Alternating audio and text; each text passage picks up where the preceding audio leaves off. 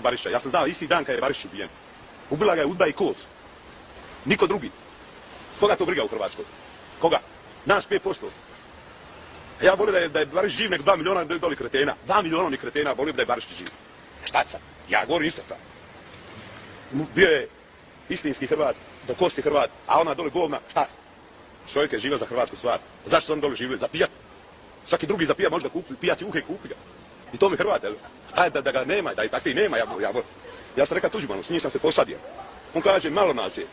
Ma ne zanima me koliko je Hrvata, neke 200.000 nek su Hrvati, a ne govna, iz Vladove. Danas Turci, sutra Jugoslaveni, preksutra Talijani, Mađari. Šta je to? Kako je Barišić rekao? Skinit ćemo četnike s one stvari, sa njima se obračunati, a onda ćemo među našim redoma vidjeti ko je.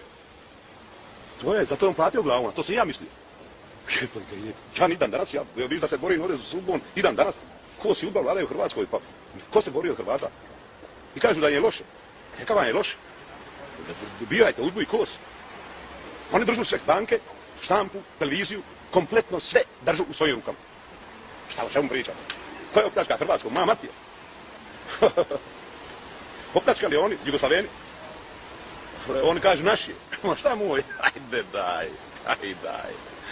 To su gadi. Oni su svačiji. Sutra dođu Turci, oni bili Turci. 50% bi bilo Turci. Kako su bili Srbi i Jugoslaveni, tako bi sad bili Turci. Slušam, ali ja sam hrvatski patriot. Ja sam živio za Hrvatsku. I nisam živio ni za katrigu, ni za keš, ni ništa. Ja sam htio Hrvatsku, ja sam je dobio. Ja sam spreman bio i pogine za Hrvatsku, nisam se bojao ničega. Ali, naš je narod takvi kakvi je. Kažem ti, ja sam se vratio iz Domovinskog rata, ja sam išao u Zagreb, pa su me skoro ubili u Zagrebu 1991. Idioti, primitivci, nepismen narod, budale.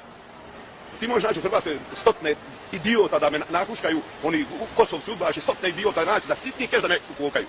To je činjenica ovoga. Ovi ludi, bez mozga. Onda zašto bi se ja više igra toga?